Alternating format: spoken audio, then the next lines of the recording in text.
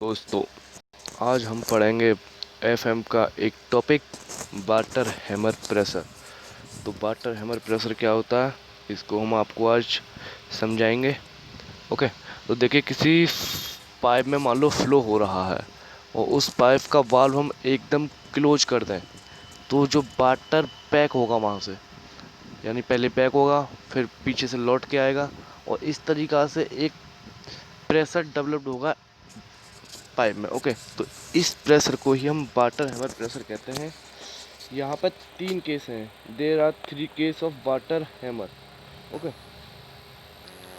पहला केस है gradually closure of valve, यानी जो वाल्व है वो ग्रेजुअली धीरे धीरे हम क्लोज कर रहे हैं।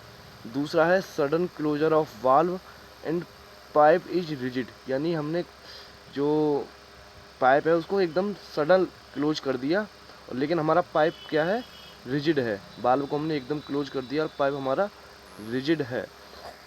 तीसरा है sudden close of valve and pipe is elastic. Sudden close of valve and plastic pipe is elastic, यानी हमने सडन क्लोज किया, पाइप हमारा इलास्टिक है। ओके। तो देखिए, इसमें close, sudden close, gradually close, उसका कैसे हम मालूम करेंगे कि ये सडन क्लोज है, ग्रेजुअली क्लोज है। ओके। रिजिड या इलास्टिक तो हमें दे रखा होगा, लेकिन ये हमें नहीं दे रखा होगा कि ये ग्रेजुअल क्लोज है या सडन क्लोज है। तो पहला केस पढ़ते हैं। केस पहला, gradually closure of valve. If valve closure is gradually, it T is more than 2t upon C, यानी टी जो होगा, time taken for valve to close the pipe, is more than 2 times its length and divided by the velocity of pressure wave, यानी कि 12 upon सी से अगर time ज़्यादा है, यानी एल डिवाइड बाई सी, ये हो गया हमारा 12 अपॉन सी हो जाएगा हमारा क्लोजर टाइम। प्रेशर वेव का मोमेंटम वाला टाइम हो जाएगा 12 अपॉन सी। ओके। जिससे हमारा प्रेशर, हमारी वेव मूव करके आएगी, दोबारा यहाँ से जाएगी और दोबारा यहीं पे आ जाएगी। ओके। तो अगर इससे ट्रेवल टाइम से ज़्यादा है हमारा क्लोजर टाइम, तो उसे कहेंगे ग्रेजुअल क्लोजर। ओके। उसे कहेंगे ग्रेजुअल क्लोजर। ये आ गया समझ में। T is equal to more than 12 upon C. यहाँ पे सी क्या है, वेलोसिटी ऑफ प्रेशर वेव। अब देखिए, if valve are gradually closure, then P upon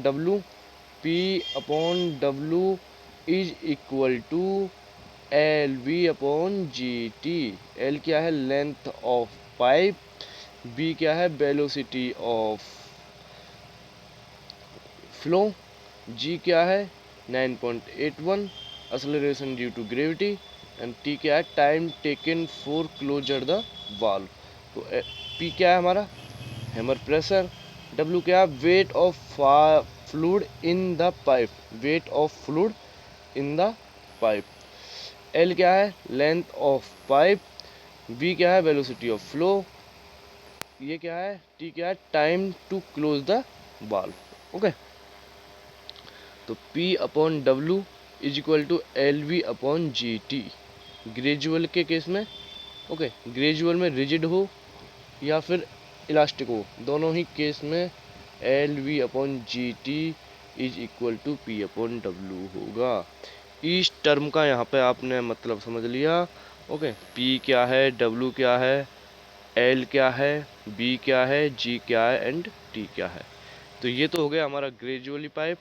अब चलते हैं नेक्स्ट पर, और नेक्स्ट है हमारा case two. Case two, sudden closure of valve.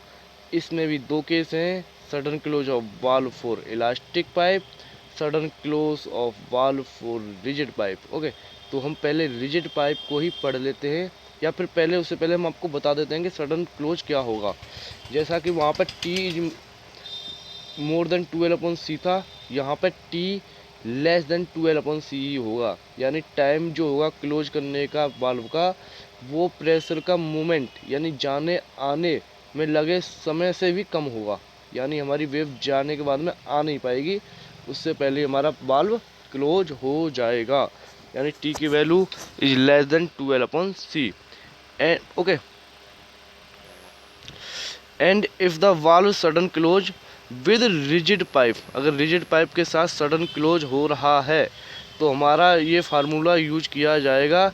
देखिए यहाँ पे हम यूज करते थे, पिछले वाले फार्मूले में क्या यूज करते थे, P/W इजिकल टू LV/GT। वहाँ पे सिर्फ हमें L/T की वैल्यू हमें क्या रख देनी है, C रख देनी है, यानी L/T की वैल्यू C रखेंगे तो CV/G रख देना है P/W की वैल्यू। ओके, तो P/W क्या हो जाएगा, BC/G, क्योंकि L/T की वैल्यू हमने C रख दी। हमने आपको यहाँ पे ईच टर्म का मतलब पहले समझा ही दिया था, P क्या है, W क्या है, B क्या है, B क्या है, C क्या है, G क्या है। ओके, तो ये आप पहले वाली स्लाइड में देख लेना। अब बात आती है कि C की वैल्यू कैसे फाइंड आउट करें। तो C की वैल्यू फाइंड आउट करने के लिए आपको ये वाला फार्मूला लगाना पड़ेगा, C is equal to under root में K/रो। तो C is equal to under root में K/रो। K क्या है ये आपको ध्यान में रखना पड़ेगा कि K और रो क्या है, क्योंकि ये ही नए टर्म आए हैं। K क्या है, bulk modulus of water, and rho क्या है, डेंसिटी ऑफ वाटर। ओके, तो ये क्या हो गया हमारा, C क्या हो जाएगा, C is equal to under root में K/रो। K is the bulk modulus, rho is the density of water. Okay, density of water या फिर डेंसिटी ऑफ फ्लोइंग फ्लूइड, जो कि पाइप के अंदर फ्लो हो रहा है। ये वाटर भी हो सकता है और कोई और भी फ्लूइड हो सकता है। ओके, ये तो थे सिंपल फार्मूले। ओके, अब थोड़ा सा इलास्टिक वाले केस में, रिजिड पाइप है और इलास्टिक पाइप है, उसमें थोड़ा लेंदी फार्मूला है, वो आपको ध्यान में रखना ही होगा। इसलिए इस फार्मूले को मैं तकरीबन 3 से 4 बार रिपीट करूँगा, जिससे कि आपको यहीं की यहीं ये चीज़ याद हो जाए। ओके, वीडियो लेक्चर थोड़ा लंबा बनेगा लेकिन ये फ़ायदेमंद होगा।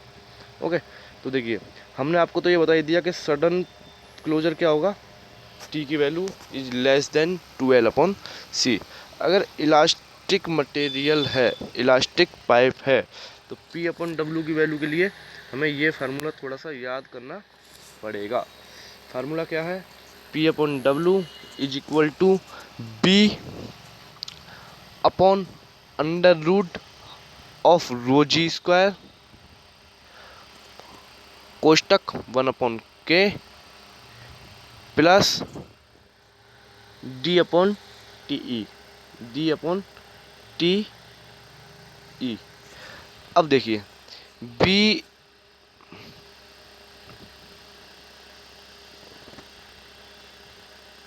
ओके, यहाँ पर हमने, देखिए आप थोड़ा सा ये ध्यान रखिए कि ये पिछले वाले फार्मूले में जो C था, यानी C क्या था, उससे पहले वाले फार्मूले में ग्रेजुअली के केस में L/T को हमने C मान लिया था, किसके केस में, रिजिड, और रिजिड के केस में, सडन क्लोजर के केस में।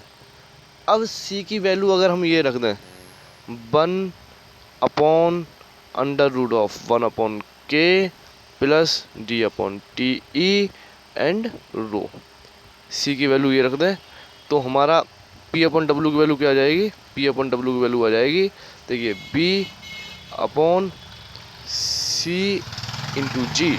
ये था हमारा P/W। P/W क्या था, B/C/G। अगर C की वैल्यू हम यहाँ पे ये रख देंगे तो हमारा ये फार्मूला इलास्टिक के लिए बन के आ जाएगा। क्या बन के आएगा, P/W is equal to BG, और C की वैल्यू क्या है, C की वैल्यू है हमारी 1/√ऑफ 1/K plus D/TE multiply by rho. तो ये हमारा फार्मूला हो जाएगा पी इलास्टिक पाइप के केस में। तो क्या हो जाएगा, पी अपॉन डब्ल्यू का फार्मूला क्या हो जाएगा, अब इसे हम रिपीट करेंगे 3 से 4 बार जिससे कि हमको ये याद हो जाए। ओके, तो पी अपॉन डब्ल्यू क्या हो जाएगा, बी अपॉन अंडर रूट में रो जी स्क्वायर इन कोष्टक 1 अपॉन के plus D upon T E into, ये हमारा हो जाएगा, क्या हो जाएगा ये फार्मूला। ओके, तो यहाँ पे थोड़ा टर्म समझ लेते हैं। डी क्या है, डी है हमारा मोड, देखिए यहाँ पर ई क्या है हमारा modulus of elasticity of pipe, T क्या है थिकनेस ऑफ पाइप, डी क्या है डायमीटर ऑफ पाइप, के क्या है bulk modulus of pipe, B क्या है वेलोसिटी ऑफ पाइप, म्यू क्या है पॉइजन रेशियो 0.25 हमारा म्यू की वैल्यू हम यहाँ पर लेते हैं। तो आपको एक बार हम फिर पूरा चैप्टर को रिवाइज करा देते हैं। ग्रेजुअली पाइप और sudden close pipe. Gradually pipe वो होता है जब हमारा टी की वैल्यू बड़ी होती है 2L/C से। ओके, तो L क्या है यहाँ पे, L है हमारी लेंथ ऑफ पाइप, C क्या है, C है velocity of pressure wave. Okay, ये तो हो गया हमारा ग्रेजुअली क्लोज। अगर हमारा पाइप सडन क्लोज है तो टी की वैल्यू छोटी होगी 2L/C से। ओके, अब हम पढ़ते हैं ग्रेजुअल वाला केस को जिसमें टी की वैल्यू हमारी बड़ी थी 2L/C से। उसमें P/W इज इक्वल टू क्या था हमारा, P/W इज इक्वल टू था हमारा VL/GT। ओके, अब अगर पाइप हमारा रिजिड है और सडन क्लोज वाल्व है तो L/T की वैल्यू हमें सिर्फ C रख देनी है, यानी कि P/W हमारा क्या हो जाएगा BC/G। ओके, अगर हमारा इलास्टिक पाइप है और सडन क्लोज वाल्व है तो हमें सिर्फ इस वाले केस की जो C है इसके अपॉन में रख देना है, इसके बदले में लिख देना है 1 अपॉन अंडर रूट में के 1 अपॉन के प्लस D/T इंटू रो। तो हमारा फार्मूला क्या बन के आ जाएगा, B/G। तो हमारा ये ऐसे का ऐसा ही रख लो।